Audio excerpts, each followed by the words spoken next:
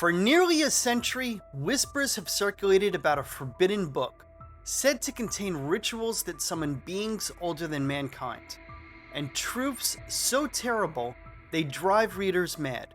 It's called the Necronomicon. People have claimed it's real, hidden in secret libraries, bound in human skin, banned by the church. But there's one problem. The Necronomicon was never real. At least, not in the way people think. What began as a piece of fiction would go on to blur the line between imagination and belief. A story so convincing that readers across the world became convinced it must exist. If you enjoy historical mysteries like this, click that subscribe button to keep up with our future releases. Our story begins not in the ancient world, but in the mind of one man, H.P. Lovecraft.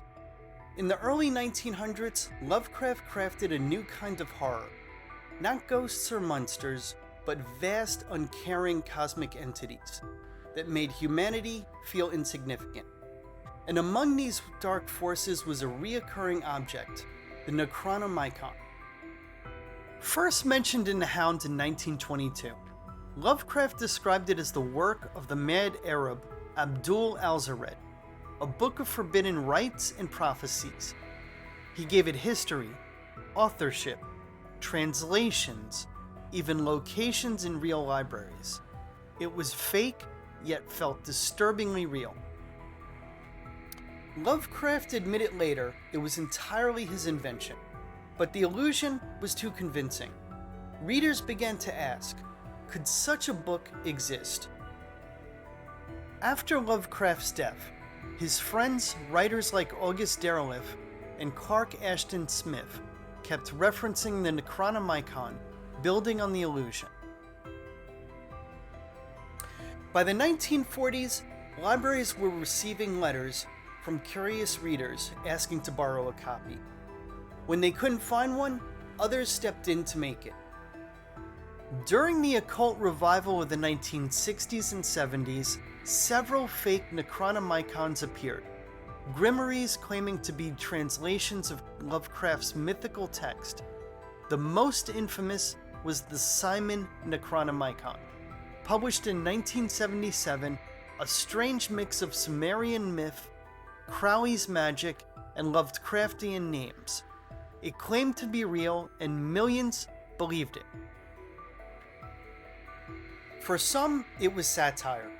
For others, proof that Lovecraft had stumbled onto something ancient and forbidden. Fiction had become faith.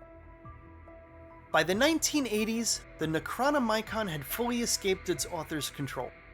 Occultists performed rituals from its pages, claiming terrifying experiences. Meanwhile, it began appearing everywhere. Horror films, heavy metal albums, video games. Why? Because the Necronomicon represents something timeless, humanity's hunger for forbidden knowledge. In a world obsessed with hidden truths, secret societies, lost civilizations, suppressed histories, a book like the Necronomicon felt inevitable. It became a modern myth, not because it was true, but because we needed it to be. Though Lovecraft invented the Necronomicon, he drew from very real precedents. Throughout history, knowledge itself has often been considered dangerous. Medieval scholars whispered about the Picatrix, a banned Arabic grimoire of astrology and alchemy. There's the Voynich manuscript, written in a language no one can read to this day, and Egypt's Book of Thoth, said to hold the wisdom of the gods and curse anyone unworthy who reads it. Lovecraft wove all these ideas together, creating a book that never existed, yet feels more real than most that do.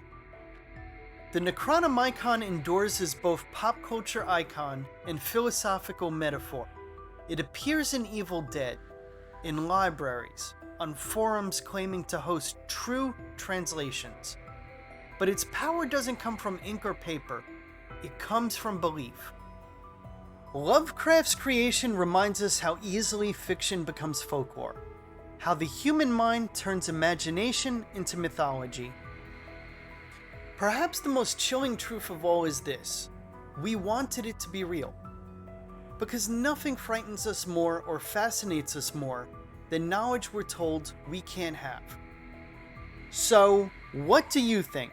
Was the Necronomicon ever more than fiction, or did Lovecraft create one of history's most convincing modern myths?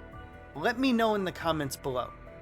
If you enjoyed this foray into forbidden books, like and subscribe to keep up with our future explorations. Until next time, keep questioning, keep exploring, and never stop seeking the truth. Thank you for watching.